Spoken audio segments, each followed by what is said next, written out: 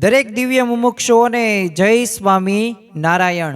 આજે આપણે સ્વામિનારાયણ ભગવાનના એક ભક્ત રત્ન એટલે કે વંથળીના કલ્યાણભાઈનું એ જીવન પ્રસંગો સાંભળવાના છીએ। આમ તો ભગવાનની મૂર્તિમાં કેવી રીતે દર્શન કરવા જોઈએ ને એ આપણને આ કલ્યાણભાઈના જીવનમાંથી શીખવા મળશે।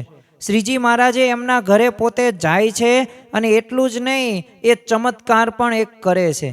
આમ તો ગુણાતીતાનંદ સ્વામીની પણ એમને ઓળખાણ થઈ ગઈ હતી અને એક વિશેષતા એમની એ હતી કે એવી ભગવાન પરાયણ પોતાનું જીવન હતું અને એવી નિષ્ઠા પાકી થઈ ગયેલી હતી કે પોતે સગા સંબંધીઓને એમને તેડાવ્યા અને પોતે જે નક્કી કરી હતી એ તિથિ અને એ દિવસ, એ પોતે ધામમાં જવાનું હતું એ દિવસે એ અગાઉથી એમને એ જણાવી દીધું હતું। આમ તો દરેકને સત્સંગ પણ પોતે વિશેષપણે કરાવતા હતા અને પોતાના દીકરાઓ પણ એવી જ સેવા કરવા માટે અને એવા જ સત્સંગી પોતે બને છે। તો આજે આપણે તૃતીય દિનની આ ધનુર્માસ પ્રવચન માળાની અંદર આપણે જોડાઈએ અને આ વંથળીના કલ્યાણભાઈના જીવન પ્રસંગો દ્વારા કંઈક વિશેષ પ્રેરણા પ્રાપ્ત કરીને એ આપણે પણ એ માર્ગે ચાલી શકીએ। તો ચાલો આજે આપણે એ પ્રવચન માળાનું ત્રીજું પ્રવચન જે આપણે વંથળીના કલ્યાણભાઈનું સાંભળીએ। હે નાથ મુજને મતિ શુદ્ધ દેજો, હૈયે સદા સેવક ભાવ રહેજો। છો શબ્દો મારા પણ આપ આવીને કહેજો, રાજી થઈ અક્ષર ભાવ દેજો, રાજી થઈ અક્ષર ભાવ દેજો। શ્રી સ્વામિનારાયણ ભગવાનની જય, અક્ષર પુરુષોત્તમ મહારાજની જય, ગુણાતીતાનંદ સ્વામી મહારાજની જય, પ્રમુખ સ્વામી મહારાજની જય, પ્રગટ ગુરુ હરિ મહંત સ્વામી મહારાજની જય, સુરત અક્ષરધામ મહોત્સવની જય। દરેક દિવ્ય હરિભક્તોને ધનુર્માસ પ્રવચન માળાના જય સ્વામી નારાયણ। પ્રથમ દિને આપણે એ ગઢાળીના આંબા શેઠના એ જીવન પ્રસંગો દ્વારા વિશેષ પ્રેરણાઓ પ્રાપ્ત કરી। ગઈકાલે એટલે કે દ્વિતીય દિને એ આપણે સમઢિયાળાના વીરા શેલડિયાના જીવન પ્રસંગો દ્વારા આપણને એમની જે સમજણો હતી એ જે કરતા હરતાની હોય કે નિર્માની પણે હોય એ બધાય આપણે પ્રસંગો જોયા। હવે આપણે આ પ્રવચન માળાના ત્રીજા દિવસે ધનુર્માસના એ ત્રીજા દિવસે આપણે પહોંચ્યા છીએ। તો આપણે વંથળીના કલ્યાણભાઈના જીવન પ્રસંગો આપણે સાંભળવાના છે। પરંતુ પ્રથમ તો આપણને પ્રશ્ન થાય કે આ કલ્યાણભાઈ કયા ગામના હતા? તો આમ તો પોતે વંથળી ગામના હતા, પરંતુ સોરઠમાં તે જુનાગઢ પાસે આ વંથળી નામનું ગામ આવેલું છે અને કડવા પટેલોમાં આ કલ્યાણભાઈને ધીમે ધીમે સત્સંગનો એવો રંગ લાગ્યો તો શ્રીજી મહારાજે જ્યારે સંવંત 1860ની અંદર મેઘપુરની અંદર મહારાજ 6 મહિના સુધી રોકાણા અને જ્યારે 84 કરાવીને ત્યારે કલ્યાણભાઈએ તો ઘણી બધી એમને સેવા કરેલી અને 6-7 માઇલનો પોતે પંથ પગપાળા કાપીને એ 6 મહિના સુધી એ શ્રીજી મહારાજના દર્શન સમાગમનો એમને લાભ લીધેલો। જો સમાગમથી એ આપણા જીવનની અંદર સાચું જ્ઞાન પ્રાપ્ત થાય છે, એ સેવા કરવાથી આપણામાં રહેલા વિકારો કે એ જે વાસનાઓ છે એ નિર્મૂળ થતી જોવા મળે છે। અને જો આ પણ એક વિશેષતા કલ્યાણભાઈની એ રહેતી, જો આપણે જ્યારે દર્શન કરીએ ને ત્યારે સ્વાભાવિક રીતે બસ કરવા ખાતર દર્શન કરીએ, હાથ જોડીએ, પૂરું કરી નાખીએ, પરંતુ દર્શન કેવા કરવા જોઈએ? તો આ માણાવદરના એક માયારામ ભટ્ટ અને આ વંથળીના કલ્યાણભાઈ, આવા બંનેને આમ પાકા ભાઈબંધ જેવા, ગાઢ પ્રીતિ તે પાછું અરસપરસ અને બંને પાછા સત્સંગી। એટલે શ્રીજી મહારાજના દર્શન કરવાની રીત કેવી હતી? તો એ રીતની અંદરથી આપણે એમાંથી કંઈક શીખ લેવી જોઈએ। હવે પોતે છે ને રસ્તે પોતે ચાલતા જાય ને તો આપણે તો સ્વાભાવિક રીતે શું કરીએ છીએ, કંઈક ફરવા જતા હોય ને તો આપણે સોંગ વગાડીએ, મ્યુઝિક જેને આપણે કહીએ છીએ, અને પિક્ચર્સ હોય, અમુક તો વેબ સિરીઝો શરૂ કરી નાખે, અમુક ગેમ રમે પાછા। પરંતુ આ કલ્યાણભાઈ અને માયારામ ભટ્ટ પોતે ગોષ્ઠી કરે સત્સંગની અને શ્રીજી મહારાજનું એકે એક અંગનું પોતે મનન ચિંતવન કરે। અને એ પાછા શ્રીજી મહારાજની એ લટકા હોય કે મટકા હોય કે એ શ્રીજી મહારાજનું સ્મિત હોય કે એ સંતો ભક્તો સાથેનું એમનું મિલન હોય, આ બધુંય તે પોતે ઝીણવટપૂર્વક છે ને પોતે મગજની અંદર યાદ રાખે સ્મૃતિ ઉપર. અને એમના પગ ચાલતા જાય, આમ પંથ તો કપાય જ તે, પણ આમ રાત ખૂટી જાય ને તોય વાતો એમની બંનેની ખૂટે નહીં. હવે આ રોજ ચાલતા મેઘપુર જવા આવવાનો તો ક્રમ એમને થઈ ગયેલો, અને એમને નક્કી જ કરી નાખ્યું હતું કે આપણે 6 મહિના શ્રીજી મહારાજનો એ દર્શન સમાગમનું એ કથા વાર્તાનું આપણે વ્યસન પાડી દેવું છે. એટલે સભામાં પાછા છેવાડે બેસી જાય અને આગળથી લોકો ઉઠતા જાય ને તો એમ આ બંને આગળ આગળ થોડાક ખસતા જાય. તો એમ છે ને ખસતા ખસતા એકવાર શ્રીજી મહારાજના ઢોલિયા પાસે પહોંચી ગયા. હવે અંતર્યામીથી શું અજાણ્યું હોય, એ તો બધુંય જાણે. તમે જે ભક્તિ કરો કેવા ભાવથી કરો ને, અરે કર્મ પણ તમે કેવા ભાવથી કર્યું છે ને એ પણ ભગવાન અને સંત જાણે છે. અને અંતર્યામી પણ ભગવાનનું તો અજાણ્યું કાંઈ હોય નહીં. એટલે શ્રીજી મહારાજે બંને ઉપર છે ને અમી દ્રષ્ટિ કરીને કીધું કે જેવા દર્શન કરવા જોઈએ ને, અને સભાજનોની અંદર પણ સંતો ભક્તો બેઠેલા હતા, એટલે શ્રીજી મહારાજને ઉપદેશ પણ આપવો હતો, પ્રેરણા પણ આપવી હતી. એટલે એમને કહ્યું કે આ જો જેવા દર્શન કરવા જોઈએ ને એવા દર્શન આ 2 જણાએ કર્યા છે, અને અંગો અંગ નિરખે છે ને મૂર્તિ ઉતારતા દર્શન કર્યા છે. અને શાસ્ત્રની અંદર તે જે દર્શનની રીત લખી છે ને એ બરાબર રીતે આ બંને ભક્તો એ દર્શન કરી રહ્યા છે. આવી રીતે મહારાજે સભા વચ્ચે પણ એમના બંનેના વખાણ કરે છે અને આશીર્વાદ પણ આપે છે. હવે આ કલ્યાણભાઈને તો એ શ્રીજી મહારાજની કૃપાથી કેવી દિવ્ય દ્રષ્ટિ પ્રાપ્ત થઈ ગઈ. જો ભગવાન અને સંતના પ્રતાપથી એ અશક્ય કાર્ય પણ શક્ય થઈ જાય. આમ તો આપણી દ્રષ્ટિ એવી થતી નથી, આપણને ગમે ત્યારે શ્રીજી મહારાજ આપણને પ્રત્યક્ષ દેખાય ન દેખાય. અરે આપણે જ્યારે દર્શન કરવા જઈએ ને તો કયા વાઘા પહેર્યા છે ને એનું પણ આપણને ખ્યાલ હોતો નથી. પરંતુ અહીંયા કલ્યાણભાઈને તો એવી દિવ્ય દ્રષ્ટિ પ્રાપ્ત થઈ ગઈ કે જ્યાં જુએ ને ત્યાં શ્રીજી મહારાજ પ્રત્યક્ષ દેખાય, અને સ્મરણ કરે ને તો આમ હરી હાજરા હજુર થઈ જાય. તો જો આવી રીતે પોતે ભજન ભક્તિ કરતા હતા ને એવા જોડાઈ ગયા, અને શ્રીજી મહારાજ તો જો આવા હરિભક્તો ઉપર તે એ અકારણ હેત વર્ષા કરે જ છે. એકવાર તો શ્રીજી મહારાજ પોતે વંથળી એમને ત્યાં જમવા માટે પધાર્યા, અને એ થાળની પ્રસાદી આપીને તે કલ્યાણભાઈને કૃતકૃત્ય ત્યારે કર્યા હતા. તો સભા થઈને એમાં ગામ લોકો બધા ભેગા થયેલા, અને થાંભલે છે ને ઓઠી ગણ દઈને શ્રીજી મહારાજ તો ઢોલિયા ઉપર પોતે બિરાજમાન હતા. એટલે મલકના જેમના છે ને યશોગાન થઈ રહ્યા છે, એટલે બધા પોતે આ પરમાત્મા આજે તો આંખો સામે બેઠા છે. એટલે બધા લોકો છે ને અંદરો અંદર આમ ગુપસુપ કરતા, અને ગુપસુપની અંદર એવું કહેતા કે આજ તો દળદળ ફીટી જાય ને એવું માંગી લેવું છે, ફરી મોકો નહીં મળે, કારણ કે સાક્ષાત ભગવાન આપણી સામે બેઠા છે. અને શ્રીજી મહારાજે તે ત્યારે પોતે ઢોલિયા ઉપર બિરાજમાન થઈને એમને એવી મનુષ્ય દેહની એ દુર્લભતાની ઘણી બધી વાતો કરી. જો કાગડા કૂતરા બિલાડા આ બધાઓને પણ એ શરીર ખાવું પીવું હરવું ફરવું ઉઠવું બેસવું એ પણ બધું કરે જ છે, અને માણસો આ બધું કરે જ છે, પણ એમનામાં આપણામાં કંઈક ફેર છે. એટલે મનુષ્ય દેહની એવી બધી દુર્લભતાની વાતો કરી. એટલે સદાચાર થઈને બધા ભગવાન ભજી લેવા ઉપર બધો ભાર મૂક્યો હતો મહારાજે. અને આ બધું ગામ લોકોએ શ્રીજી મહારાજના આવા કથા વાર્તાના શબ્દો સાંભળ્યા ને એટલે ગામ લોકોએ કીધું કે જો પ્રભુ ભજન કરવાનું કામ છે ને અમે ઘટપણમાં કરશું, હમણાં અમે કામી લઈએ, કામીએ નહીં તો ખાઈએ શું, અને તમે જો દાણા આપો ને તો બેઠા બેઠા ભજન કરીએ, બાકી ભજન થાય નહીં. એ તો બધું ઘટપણની અંદર સારું લાગે.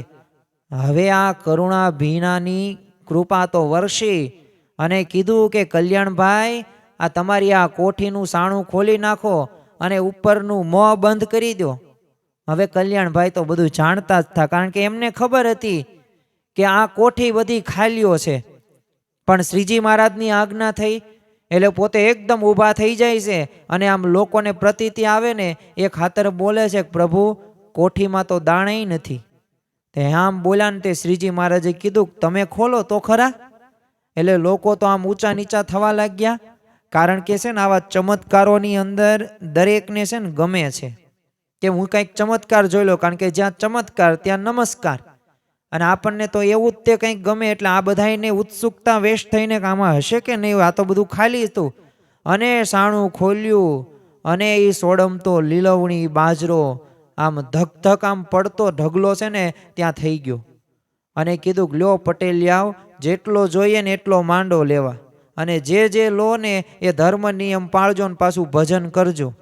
અને આ સાંભળીને તો પટેલિયા હતા એ પોતે ઝંખવાઈ ગયા અને કીધું કે તમે ભગવાન ખરા, પણ આ બાજરાનો વરસાદ કરો એવા, પણ આ તમારા જે ધર્મ નિયમ રહ્યા ને અમારાથી ન પડે. જો મોળી વાત, ખરેખર તો એ આપણે આપણા જીવનની અંદર ભગવાનને રોટલા દેવા હશે ને તો દેશે, અને દે જ છે ભગવાન આપણને. પણ આપણે પાછું જો બધા રૂપિયા ને પૈસા ને સંપત્તિ ને સત્તા આવી જાય ને એટલે ભગવાનને પાછા ભૂલી જઈએ છીએ. આ ભૂલ આપણે આપણા જીવનની અંદર નથી કરવાની. જો આ પ્રવચન માળાની અંદર આ બધા ભક્તોના, જ્યારે આપણે 30 ભક્તો આ ધનુર્માસ દરમિયાન એમના જીવન પ્રસંગો સાંભળવાના છીએ, અને આ બધા પ્રસંગોમાંથી કંઈક ને કંઈક પ્રેરણા આપણે લઈને ઘરે જવાનું છે. અને એ પ્રેરણાના લીધે જ તે આપણે આગળ વધી શકીશું ને આધ્યાત્મિક માર્ગની અંદર પણ એવી સ્થિતિ સુધી પહોંચશું. એટલે આવી મોળી વાતો આપણે કરવી નહીં. મહારાજ આગળ આવી મોળી વાતો કરી, ભગવાને બાજરાના ઢગલા કર્યા, કારણ કે એમને જ પ્રશ્ન હતો કે અમને અત્યારે કામ કરવા દો, કારણ કે કામ નહીં કરીએ ખાશું શું. તો જો આ પ્રશ્નના જવાબ રૂપે તે ચમત્કાર એમને શ્રીજી મહારાજે ત્યારે કરેલો હતો. અને આવી રીતે તો કહેતા કહેતા પગે લાગીને બધા ઘરે ગયા. અને આવો ચમત્કાર શ્રીજી મહારાજે ત્યારે એ કલ્યાણભાઈના ઘરે બતાવેલો. હવે શ્રીજી મહારાજે કલ્યાણભાઈને કીધું કે જો લોકોને છે ને ચમત્કાર જોઈને ઘડીક ઓહો ભાવ જાગે, પણ એ કાયમ ટકે નહીં. એટલે ચમત્કાર જોઈ એનો સ્વભાવ બદલાય નહીં, કારણ કે એને વધુ જોવાને પામવાની લાલસા જાગે. માટે જીવન પલટાય ને એ જ મોટામાં મોટો ચમત્કાર છે. જો અહીંયા ચમત્કારની સાચી વ્યાખ્યા આપણને શ્રીજી મહારાજ આપે છે. નહીં આપણે બધાને એવું જ થાય ને, કાંઈક માંગણી કરીએ પૂરી થાય એટલે ભગવાન ભગવાન ભગવાન, ભગવાને મારું કામ કર્યું. કાંઈક માંગણી કરીએ ને પૂરી ન થાય તો પાછા ભગવાન નહીં, તો આપણે પાછા બીજા બધા ભગવાન કે બીજા બધામાં વહી જઈએ. તો જો નિષ્ઠા જે પાકી નથી, એટલે ચમત્કારો રહ્યા ને એ ભલે આપણે આવા પ્રસંગો સાંભળીએ, પણ ચમત્કારો કયા મોટા, તો આપણામાં રહેલા સ્વભાવો કે દોષો કે દુર્ગુણો દૂર થાય ને એ જ મોટામાં મોટા ચમત્કારો ગણી શકીએ. અને જો આ તો કલ્યાણભાઈના જીવનની અંદર તો આ જ નિષ્ઠા પાકી હતી. એટલે પોતે તો છે ને જ્ઞાન વાર્તા કથા શ્રવણ ને સંત સમાગમ એ પોતે કરે. એટલે ભગવાનને સંત નહીં તે મહિમાની વાતો આમ કર્યા જ કરવી, આવી મહારાજે એમને આજ્ઞા કરેલી. એટલે એ પ્રમાણે પોતાનું જીવન એમને બનાવેલું. અને શ્રીજી મહારાજની આ આજ્ઞા સીધી પોતાને લઈ લીધી ને, એટલે એમને સ્વીકારીને એમને કલ્યાણભાઈએ તો કથા વાર્તાનું અંગ પાડી દીધેલું. એટલે એમને ત્યાં કામ કરવા આવતા એ બધા ખેત મજૂરો હોય ને એ બધી જ્ઞાનની વાતો કહેતા થઈ જતા. અને સત્સંગનો લાભ તો એમને અનેકને અપાવવા માટે આ કલ્યાણભાઈ જાતે પોતે ઘસાતા હતા. કારણ કે જો એમને મનાઈ ગયેલું હતું કે મને કેવા ભગવાનની પ્રાપ્તિ થઈ છે, એટલે કથાનું અંગ રાખીને એમને કથા કહે તે, અને બીજા બધા લોકો સાંભળીને પાછા એ જ્ઞાનની વાતો કરે. પંચાળામાં તે જ્યારે ભગવાન સ્વામિનારાયણ સંવંત 1877ની અંદર, હવે આમ તો મહંત સ્વામી મહારાજ પણ અત્યારે તમે જો સમયા ઉત્સવો કરી રહ્યા છે, પ્રમુખ સ્વામી મહારાજ હોય, તો એવી જ રીતે શ્રીજી મહારાજ પણ ફૂલદોલના ઉત્સવ આવી રીતે ધામધૂમપૂર્વક કરતા. અને એમાંય તે વંથળીથી કલ્યાણભાઈ પણ છે ને સહપરિવાર ગયા હતા. એટલે એકવાર છે ને દરબારમાં 500 પરમહંસોની પંક્તિની અંદર આમ શ્રીજી મહારાજ છે ને પીરસવા નીકળ્યા. અને એ જ વખતે અક્ષરબ્રહ્મ ગુણાતીતાનંદ સ્વામી એ પોતે જમતા હતા. ને ત્યાં આવીને શ્રીજી મહારાજે એ કલ્યાણભાઈને કીધું કે આ સાધુને તમે ઓળખો છો? તો એમણે તો કીધું કે બહુ તપ ત્યાગવાળા બહુ મોટા સાધુ છે આ તો. કારણ કે એમને તો એટલું જ ખબર હતી. ત્યારે શ્રીજી મહારાજે ઓળખાણ દીધી ગુણાતીતાનંદ સ્વામીની કે એમ નહીં, એ તો અમારે રહેવાનું અક્ષરધામ છે. એ તો શ્રીજી મહારાજે જ્યારથી ગુણાતીતાનંદ સ્વામીની ઓળખાણ કલ્યાણભાઈને કરાવી દીધી ને, ત્યાર પછી તો ગુણાતીતાનંદ સ્વામી સાથે એમને ગાઢ પ્રીતિ થઈ ગઈ હતી. અને મહાત્મ્ય જ્ઞાન યુક્ત નિશ્ચય થઈ ગયેલો. અને એમના સમાગમથી તે કલ્યાણભાઈ તો એ શ્રીજી મહારાજનો સર્વોપરી નિશ્ચય થઈ ગયો. અને મહિમા પણ એટલો વિશેષ દ્રઢ થઈ ગયો. પહેલેથી જ તે આમ તો કથા વાર્તા અને અંતરદ્રષ્ટિ અને સાંખ્ય વિચાર અને એ વચનામૃતના રહસ્યો પામવાની તો એમને ધગશ, એ ખપ અને એવી મુમુક્ષુતા તો હતી જ તે. એટલે આમ થોડાક જ તે સમયની અંદર એ જીવનની અંદર એમને એ વણાઈ ગયેલું હતું. હવે સંસાર વ્યવહારમાં તે પોતે નામ પૂરતો કરતા અને શ્રીજી મહારાજની બસ મૂર્તિનીમાં અખંડ પોતે વૃત્તિ રાખતા. જો આપણે અખંડ વૃત્તિ ભગવાન અને સંતમાં જ રાખવાની છે.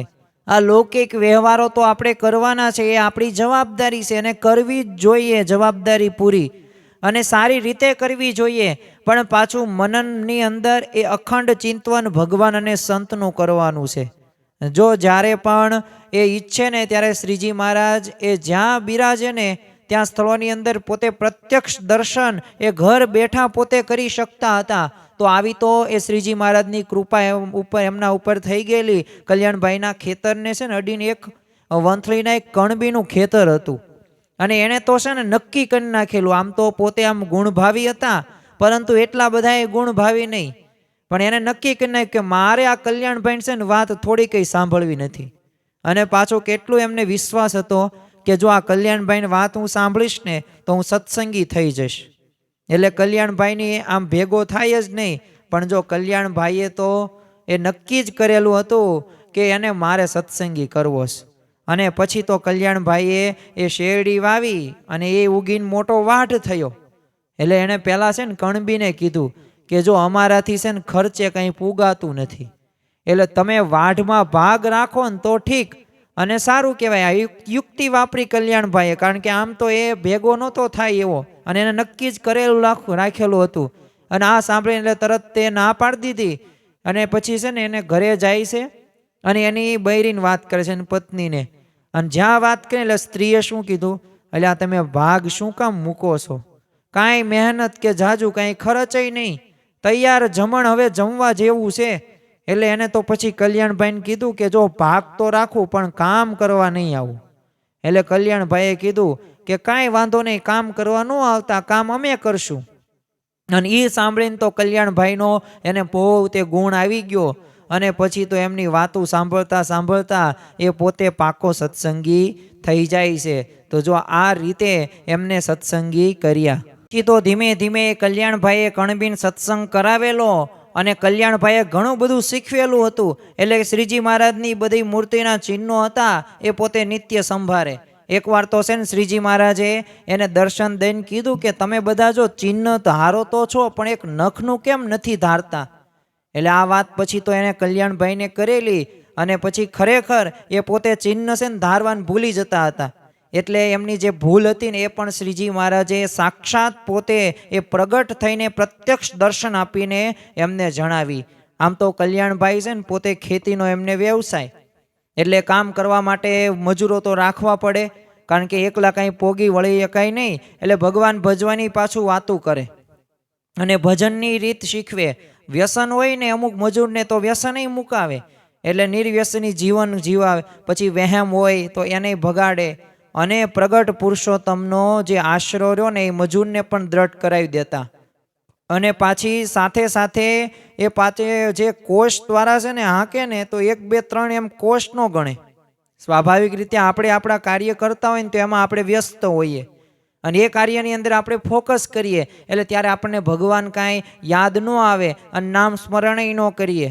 પરંતુ આ કલ્યાણભાઈ તો પોતે એ શ્રીજી મહારાજના ચરણાવિંદના છે ને 16 ચિહ્નો ગણે અને પ્રત્યેક કોષે છે ને એક ચિહ્નની સ્મૃતિ કરે. કેમ આપણે કોઈ કંઈક કામ ધંધો કરતો હોય, દાખલા તરીકે આપણે વેપારી હોય અને કોઈક વેપારી કોઈક ગ્રાહક આવ્યા હોય તો એ એમ કે ખાંડ કેટલાની કિલો આપી, તો આપણે એમ બોલે કે સ્વામિનારાયણ 42ની કિલો, સ્વામિનારાયણ 35ની કિલો, આવું બોલીએ? આપણે ન બોલીએ, આપણને શરમ આવે. તો ભગવાન જો આપણે ક્યારેક ફોન આવે ને તો ત્યારે આપણે જય સ્વામિનારાયણ નથી કહેતા. અરે મેસેજની અંદર પણ હજી આપણે હાય હેલો જ ચાલે છે. જય સ્વામિનારાયણથી મેસેજ કરવો જોઈએ. તો સામે પણ પોતે જય સ્વામિનારાયણ, તો મનમાં તો એટલું વિચાર થશે. એટલે જો આ વિચાર ધારા આપણે બદલાવાની છે અને આ બદલાવીશું ને તો જ આપણા જીવનની અંદર એક સારી એવી પ્રેરણાઓ પ્રાપ્ત થશે. તો જો આવી રીતે ચિહ્નની પોતે સ્મૃતિ કરતા અને જેમના કોશિયા એવા હોય ને તો તમે વિચાર કરો કે પોતે કેવા હશે. કલ્યાણભાઈ જાતે પોતે પાછા મજૂરો ભેગા છે ને ખેતીના કામમાં ગૂંથાઈ જાય, એટલે બધાયને આમ શેઠ નોકરનો આમ ભેદરો ને સાવ ભૂલાઈ જ જાય. એટલે નિર્માનીપણે પોતે વર્તતા અને એ જ એમના એક ખૂબીના લીધે એ બધાયને એમની વાતો સાંભળવામાં પણ રસ પડતો, કારણ કે પોતાનું વર્તન હતું ને એ જ વાતું કરતું હતું. અને કલ્યાણભાઈને તે દરેક વ્યવહારની અંદર એ પોતે મદદરૂપ થાય. કોઈક નાની મોટી એવી આર્થિક મદદ તમારે જોઈતી હોય કે વગર વ્યાજવા પાછા પૈસા તે આપે. એટલે આમ છે ને મજૂર સાથે આમ દીકરાના જેવો છે ને સંબંધ રાખતા હતા. એટલે આખા ગામને છે ને કલ્યાણભાઈ પ્રત્યે સદભાવ થાય જ તે. અને લોકો તો ધીમે ધીમે એ પોતે નિર્વ્યસની થઈ ગયા. ધીમે ધીમે પોતે જે સ્વાભાવિક રીતે વહેમની અંદર અમુક હતા તો વહેમને અંધશ્રદ્ધાની અંદર એ પોતે મુક્ત થઈ ગયા અને સદાચારી એવું સારું શુદ્ધ પવિત્ર જીવન જીવવા લાગ્યા કલ્યાણભાઈના પ્રતાપથી. પણ આમ તો ભગવાનના પ્રતાપથી પણ કલ્યાણભાઈને પણ એ જે સામર્થ્ય કે જે આવ્યું ને, જે વાતો દ્વારા એ સમાસ કરવાનું બળ મળતું હતું, તો એ ભગવાનની કૃપાથી. હવે રાત્રે છે ને રખોપું કરવા ગયા હોય ને તો કોઈક અંધારાનો આમ લાભ લઈને આમ છાને છપને એમના ખેતરની અંદર ઘાસ વાઢવા પેસે ને તો કલ્યાણભાઈ તો એ ચોરની સાથે પાછું છે ને સહાનુભૂતિ દાખવીને એને મદદ કરવા લાગે અને પાછી ભગવાનની વાતો ચોરને પણ કરે. હવે આવી સમજણ આપણા જીવનની અંદર હોય ન હોય? આપણા દ્વેષી હોય, આપણે ઈર્ષા કરતા હોય, એને કાંઈ મદદ જ ન કરવી. અરે બીજે ઘાસ વાઢવા જતો હોય ને તો સામેથી બોલાવે ને કે દૂર તમે ક્યાં જશો, આ આપણા ખેતરમાં સારું ઘાસ છે તો લઈ જાઓ, લો હું તમને પણ મદદ કરાવું. અને એમ કહીને પોતે જો વાતે વળગતા મદદ કરતા હતા. અરે 3-4 કલાકે એક માણસથી ઉપડે ને એવો ભારો થતો હોય ને તો 2 કલાકમાં એ થઈ જાય. અને કલ્યાણભાઈ એને સમજાવે કે આમ જો તમારે 4 કલાકમાં ઘાસ વાઢવામાં જવાના જ હતા તો આવા 2 કલાકની અંદર થઈ ગયું છે, તો 2 કલાકમાં પતી ગયું. એટલે હવે આપણે થોડોક સત્સંગ કરીએ. તો બોલો, મજૂરોને સ્પેશિયલ એવો સમય કાઢીને સત્સંગ કરાવે અને શ્રીજી મહારાજની વાતો કરે. કેવો એમના જીવનની અંદર આ સત્સંગ પ્રચારનો એમને મહિમા દ્રઢ કરેલો હતો. કેવો એમને આનંદ અનુભવતા હશે કે આ દરેક એ મુમુક્ષુ જીવ હોય કે દરેક ભાઈ હરિભક્તોએ સત્સંગી થાય. તો એ રીતે જો કલ્યાણભાઈએ તો ઘણો બધો સત્સંગ ત્યારે કરાવેલો હતો. 15 જણાને એ જુનાગઢ ગુણાતીતાનંદ સ્વામી પાસે સાધુ થવા મોકલી દીધા. અને એ પૈકી લગભગ છે ને ઘણા ખરા પોતાને ત્યાં જ સાથી તરીકે ખેતીમાં તે પોતે જોડાયેલા હતા. તો આવા હતા કલ્યાણભાઈ. અક્ષરબ્રહ્મ ગુણાતીતાનંદ સ્વામી તે ઘણીવાર જ્યારે વંથળીની અંદર છે ને કલ્યાણભાઈની આમ પ્રશંસા કથા પ્રસંગે કરતા. એકવાર તો જુનાગઢ સભા મંડપની અંદર ગુણાતીતાનંદ સ્વામી કથા પ્રવાહ છે ને વહેવી રહ્યા હતા. અને ગુણાતીતાનંદ સ્વામીને તો કથા વાર્તાનું વિશેષ અંગ એટલે જો જુનાગઢની અંદર તે એમને આપણને ખ્યાલ છે કે એમને 8 પુરાણી રાખેલા હતા.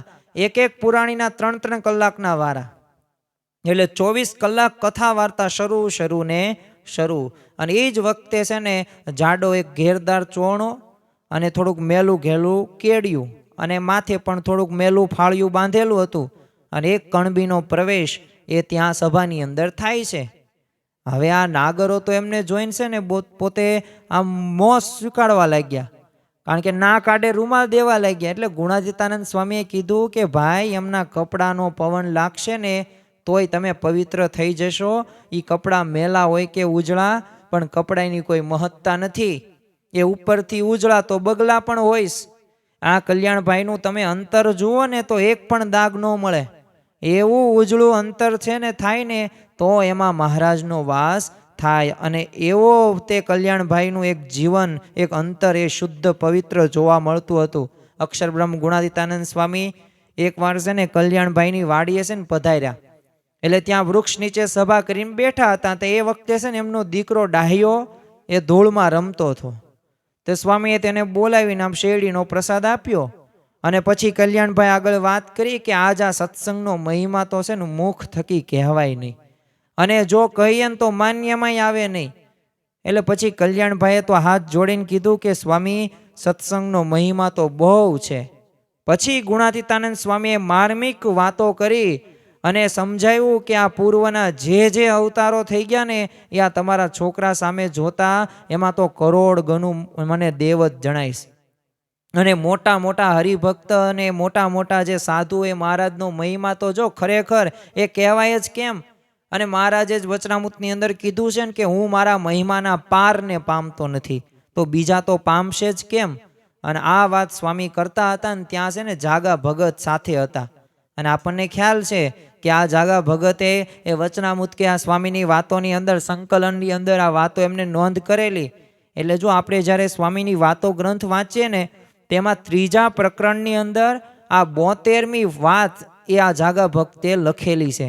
અને એ આપણને આ કલ્યાણભાઈની વાડીએ ગુણાતીતાનંદ સ્વામી હતા અને ત્યારે એમને આ છોકરાઓને જોઈને કરેલી હતી. તો એવા આપણને ભગવાનને એવા સંતની આપણને પ્રાપ્તિ થઈ છે. બહુ મોટા આપણા ભાગ્ય કહેવાય.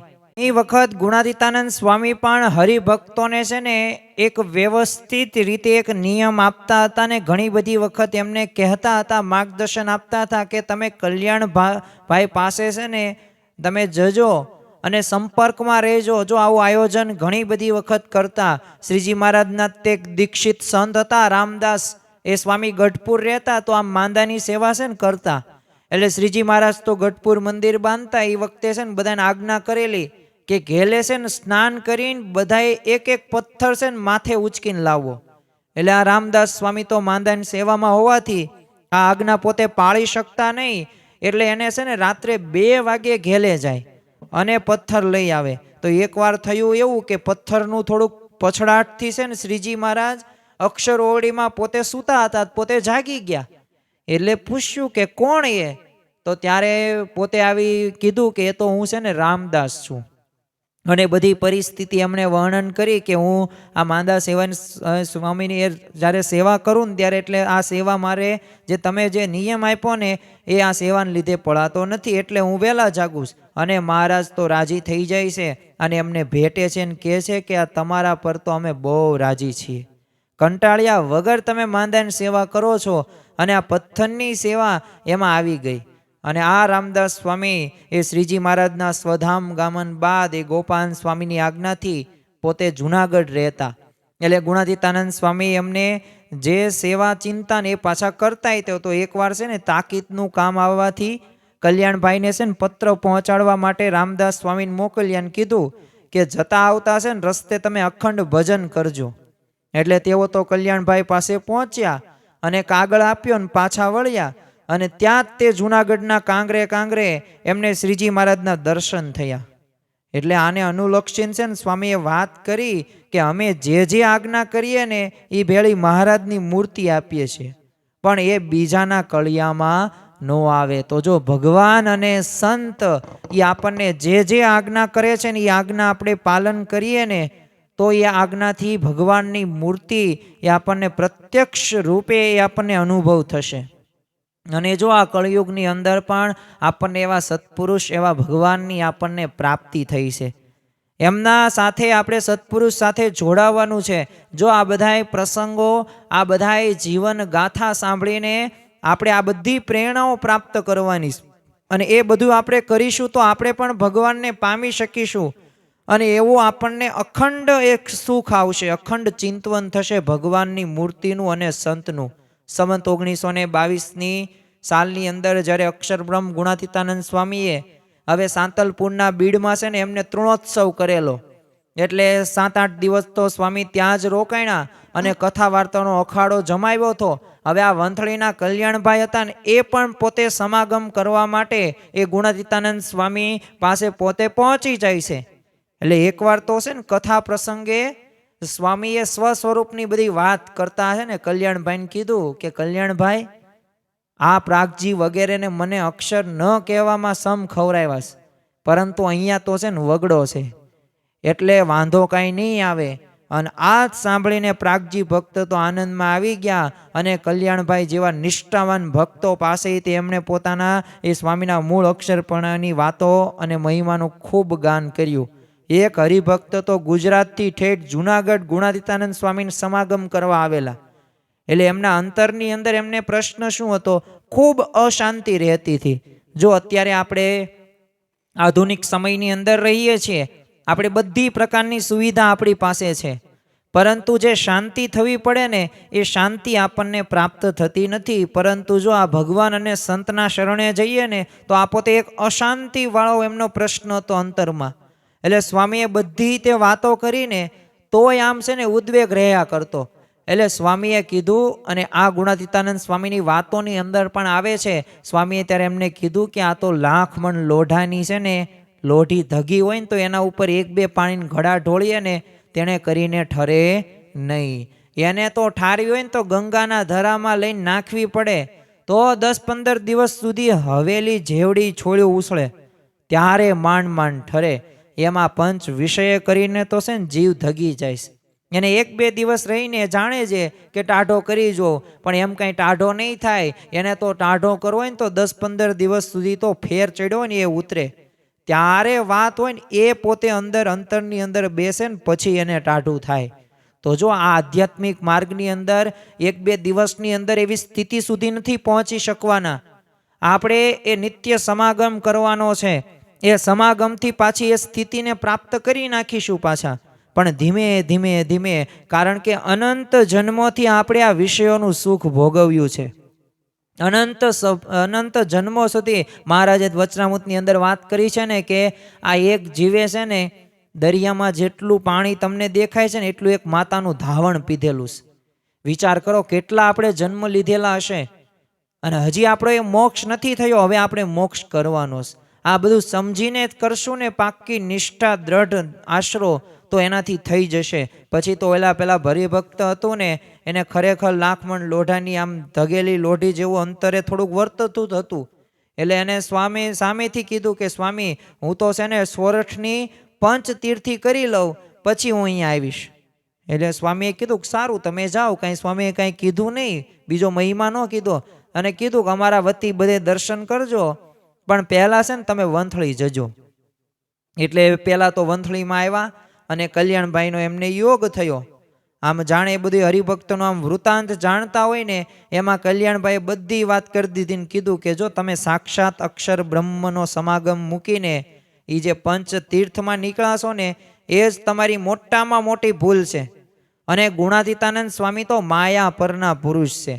એમના યોગમાં રહીને વાતો સાંભળીને મન તમે અર્પી દઈએ ને તો વચનમાં વિશ્વાસ રાખીએ ને તો માયા ઉપર તમે પાર કરી શકશો એવા મોટા છે. અને એમને કાંઈ સામાન્ય ન ગણતા. એ તો રૂવાડે એમને અનંત કોટી બ્રહ્માંડ ઉઠતા હોય ને તો એમને આપણા જેવા જીવની શી ગણના હોય તો પણ આપણને બોલાવે છે ને આપણું સાંભળે છે અને અમૃતની હેલી કરે છે. એટલે આપણે એમનામાં વિશ્વાસ રાખવાનો છે. અને જો વિશ્વાસ નહીં હોય ને તો વિક્ષેપ ટળશે નહીં.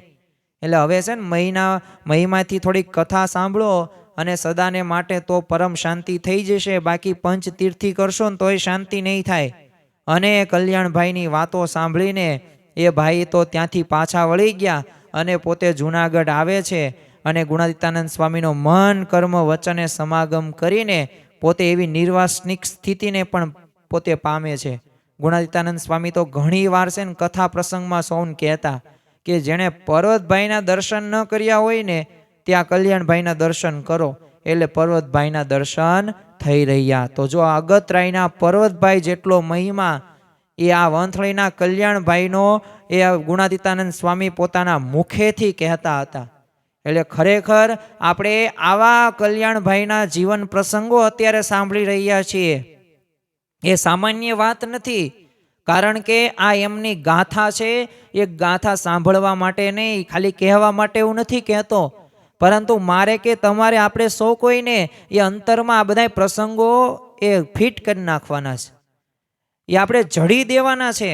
અને એવા જડવાના છે ને કે એ બધા પ્રસંગો આપણને નકરા યાદ આવે. ચરિત્રો ગમે ત્યારે ન હોય, ખાતા હોય, બેઠા હોય, આમ દાણા આમ ખાતા હોય ને આપણે કે ઘઉં દળાવા જઈએ ને તો દાણા યાદ આવવા પડે. વંથળીના કલ્યાણભાઈ શ્રીજી મહારાજે આવી ચમત્કાર કર્યો.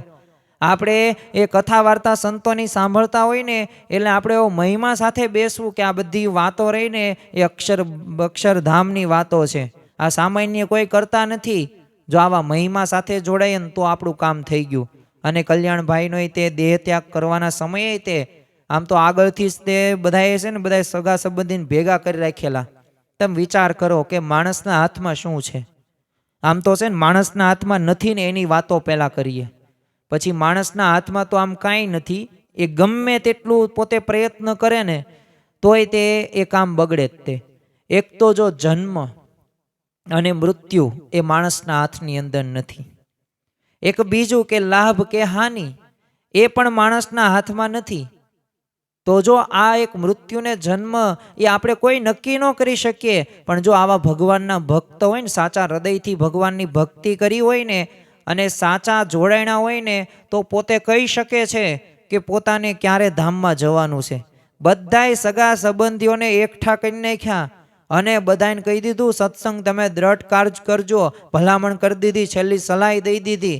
અને પોતે કઈ તિથિએ કેટલા વાગે ધામમાં જશે ને અગાઉથી બધાને કહી દીધું. અને જ્યારે એ દિવસ આવ્યો, એ તિથિ આવી અને ત્યારે પોતે કહેવા લાગ્યા કે શ્રીજી મહારાજ ગુણાતીતાનંદ સ્વામીને મુક્તો મને તેડવા પધાર્યા છે અને હું અક્ષરધામમાં જાઉં છું. અને પોતે બધાને સૌને છેલ્લા જય સ્વામિનારાયણ કહીને સંવંત 1928ની સાલની અંદર પોતે અક્ષરવાસી થાય છે.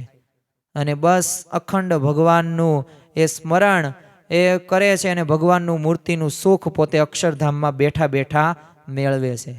અને ખરેખર આ કલ્યાણભાઈના જીવન પ્રસંગો એ આપણને કંઈક બોધ આપે છે. આ કલ્યાણભાઈને છે ને 3 દીકરા હતા. એક દીકરાનું નામ દેવશીભાઈ હતું, બીજા દીકરાનું નામ શામજીભાઈ હતું અને ત્રીજા દીકરાનું નામ ડાહિયાભાઈ હતું. પાછું આ ત્રણેય તે દ્રઢ સત્સંગી હતા. અને આ ભાઈઓએ ઈવનગર અને છે ને નવું ગામ, એ 2 ગામ પાસ વસાવ્યા. અને એ પંથકની અંદર તે ગુણાતીતાનંદ સ્વામીના શિષ્ય સંતોએ બધું વિચરણ કરેલું હતું અને સારો સત્સંગ ફેલાવ્યો હતો. તો જો આજ દિન પર્યંત સુધી આપણે જોઈ શકાય છે. અને જો એક બીજી વાત જે આજના દિવસે આપણે ઘરે લઈને જવાની છે, આ પ્રવચન માળાની અંદર એકે એક માળાની મણકા સમાન આ હરિભક્તોના જીવન પ્રસંગો દ્વારા આજે એક પ્રેરણાઓ લેશું. આજે એક વાત તો ઘરે લઈને જવાની છે. આ બધા પ્રસંગો તો આપણને એ અનાયાસપણે યાદ આવી જ જશે ભગવાનની કૃપાથી. પણ એક વાત યાદ રાખવું કે આ આધુનિક સમયની અંદર આપણે આ કળિયુગની અંદર રહીએ છીએ ને, તો એક વાસ્તવિકતા છે. એક કહેવત આપણે ઘણી બધી વખત સાંભળી હશે કે કૂવામાં હોય ને તો હવાડામાં આવે, પણ કૂવામાં જ ન હોય તો હવાડામાં આવે ન આવે. એમ જો આ વંથળીના કલ્યાણભાઈ જે ગુણાતીતાનંદ સ્વામીએ કીધું કે આ કલ્યાણભાઈના દર્શન કર્યા એટલે પર્વતભાઈના દર્શન થઈ ગયા, એવા આ કલ્યાણભાઈ છે વંથળીના.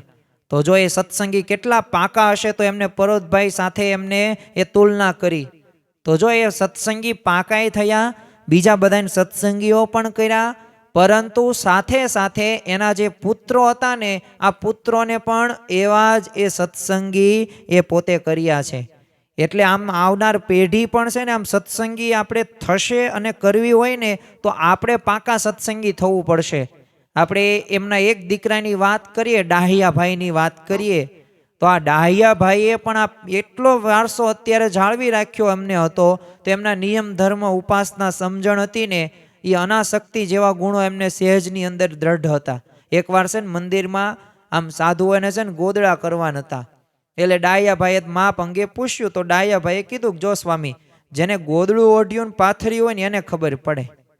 અને 12 વાગ્યા પછી એ નિંદ્રા આવવા માંડે ને ત્યારે બેઠા થકા ઊંઘી લેતા. પાછું ગાદલું ગોદડું એ જન્મારામાંય વાપર્યું નથી, ફક્ત બસ હાથ વણાવથી એક જાડી પછેડી રાખતા અને બહુ ટાઈટ હોય ને ત્યારે પોતે ઓઢતા, બાકી નહીં. તો જો આવું એમના ડાયાભાઈનું જીવન હતું, વિચાર કરો. બાકી આપણી પાસે કેટલી બધી એ સુખ સુવિધા હોય છે. પાછું સૂર્યકુંડમાંય તે વહેલા સ્નાન કરવા જાય. તો એકવાર તો છે ને પ્રસંગ એવો બન્યો કે આમ સોનાના સાંકળા કોઈ બહેન છે ને ત્યાં ભૂલી ગયેલા. એટલે ડાયાભાઈની નજર ત્યાં ગઈ. એટલે શ્રીજી મહારાજની આજ્ઞા અનુસાર તો પારકી વસ્તુને હાથ અડાડાય નહીં. એટલે કરવું શું? એટલે ઘણી વાર તો ધ્યાન રાખતા બેઠા, પણ કોઈ આવ્યું નહીં ધણી એનું. એટલે શું કર્યું, એમને હાથ નો અડાડ્યો. એક લાકડી લીધી અને લાકડી વડે ઉચકીને બાજુમાં ઊભેલી એક છે ને હાથલારી થોડની એક વાડ હતી ને ત્યાં સંતાડીને ઘરે પોતે વહી ગયા. હવે ખાલી આટલી જ પ્રક્રિયા કરી હતી, પણ એમને શું માન્યું કે આ ધર્મ વિરુદ્ધ છે. એટલે એ દિવસે તેમણે ઉપવાસ કર્યો. અને જેમના પછી તો સાંકળા હતા એ બાઈએ કુંડ પર બધે તપાસ આદરી. એટલે લોકોએ કીધું કે જો વહેલા તો અહીંયા છે ને એક ડાયાભાઈ આવે છે. એટલે એમને પૂછતા સાંકળા હાથ લાગ્યા, પણ ડાયાભાઈએ પ્રાયશ્ચિત રૂપે ઉપવાસ કર્યો હતો ને એ જાણીને બાઈને અહોભાવ આવી ગયો. અને ડાયાભાઈની સ્થિતિ છે ને સદગુરુ બાલ મુકુદાસ સ્વામી હવે એમને વખાણેલી છે, કારણ કે વિક્રમ સંવંત 1948ની સાલની અંદર એ પારાયણ પ્રસંગે છે ને વડતાલ પધારેલા હતા ડાહિયાભાઈ. તો સભા મંડપમાં છે ને મેળે પોતે ગઢડામાં રામચરણદાસ સાથે એમનો ઉતારો હતો. એટલે આ જ મેળે એક થાંભલે છે ને ડાહિયાભાઈનું આસન અને કોઠારીએ મોકલેલું ગાદડું ગોદડું હતું એ બધું વીંટો કરીને ડાહિયાભાઈએ એક ઓઠી ગણે મૂક્યું હતું. એટલે આ રામચરણદાસજી છે ને પોતે વૃદ્ધ સંત, એટલે રાત્રિના 3-4 વાર છે ને લઘુ કરવા ઉઠે, પણ બધી વાર છે ને એમને જોયું કે આ ડાહિયાભાઈ છે ને સ્વામિનારાયણનું ભજન કરતા માળા જ ફેરવતા હોય.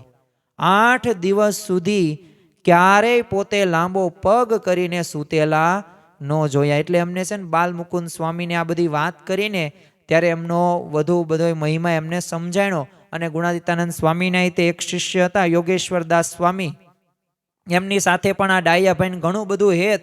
તો સંવંત 1957માં તે છે ને યોગેશ્વર સ્વામીએ આમ જીવણેલ બીમારી થોડીક ગ્રહણ કરેલી અને આમ એમનું હવે અક્ષરધામમાં જ જવાની તૈયારી હતી. એટલે એમને છે ને ડાહિયાભાઈને આર્તનાદથી છે ને શ્રીજી મહારાજને અને ગુણાતીતાનંદ સ્વામીની પ્રાર્થના કરી કે તમે હમણાં ન લઈ જશો. તે શ્રીજી મહારાજને ગુણાતીતાનંદ સ્વામી હતા એ પોતે યોગેશ્વરદાસ સ્વામીને લેવા પધાર્યા પણ પાછા ગયા. એટલે ડાહિયાભાઈ જ્યારે દર્શને ગયા ને એટલે યોગેશ્વરદાસ સ્વામીએ કીધું કે તમે છે ને મહારાજ સ્વામી પધાર્યા હતા તો એમને ધક્કો ખવડાવ્યો ને મને ધામમાં જવા ન દીધો. તે ડાહિયાભાઈ તો હસીને કીધું કે મારે તમારા પહેલાં ધામમાં જવું છે ને એટલે મેં મહારાજ સ્વામીને એ ધક્કો ખવડાવ્યો. અને સંવંત 1958માં એ જેઠ મહિનામાં ડાહિયાભાઈ ધામમાં ગયા અને પછી યોગેશ્વરદાસ સ્વામી પોતે ધામમાં ગયા. તો વિચાર તો કરો કે કેવા ભક્તો થઈ ગયા, કેવું એમનું જીવન, આ જીવન પ્રસંગો તે આપણને એક પ્રેરણા આપે એવા છે. તો જો આવા ભક્તો આપણે બનવાનું છે. જો આ ધનુર્માસ પ્રવચન માળાની અંદર આપણે હજી આ 30 ભક્તોના જ્યારે જીવન પ્રસંગો સાંભળીશું ને ખરેખર આપણે પ્રેરણા લેવાની છે. હું આ પ્રેરણા વારંવાર શા માટે શબ્દ બોલું છું, કારણ કે આ બધુંય સાંભળવા માટે નિયમ એમ નહીં, આ બધું સાંભળીને આમ પ્રતિથી રણકાર આવવો પડે, આપણને એવો પ્રાપ્તિનો કેફ થવો પડે કે કેવા મને ભગવાનને, કેવા મને સંત મળ્યા છે. રાત દિવસ બસ ભગવાનનું જ ભજન કરવું, બીજી કોઈ વાત નહીં. આ જ મુખ્ય આપણો સિદ્ધાંત રાખવાનો છે. અને જો આ કલ્યાણભાઈના જીવનની અંદર આપણને ચરિતાર્થ થતું જોવા મળે છે. તો આજના આ ધનુર્માસ પ્રવચન માળાની અંદર આપણે સૌ કોઈ સંકલ્પ કરીએ કે જેમ વંથળીના કલ્યાણભાઈ હતા એ શ્રીજી મહારાજ અને ગુણાતીતાનંદ સ્વામી સાથે જે એમનું જોડાણ હતું, જે ભગવાન પારાયણ એમનું જીવન આપણને જોવા મળે છે, જે નિષ્ઠા, કેવી રીતે દર્શન કરવા, કેવી રીતે સમાગમ કરવો, કેવી રીતે સેવા કરવી, બસ કેવી રીતે આ સત્સંગનો પણ બીજાને પણ વાત કહેવી, આ બધાય તે ગુણો આપણા જીવનમાં પણ આવે અને આપણે ભગવાન અને સંતને રાજી કરીને અક્ષરધામમાં જઈ શકીએ. એ જ આજના દિવસે પ્રાર્થના. શ્રી સ્વામિનારાયણ ભગવાનની જય.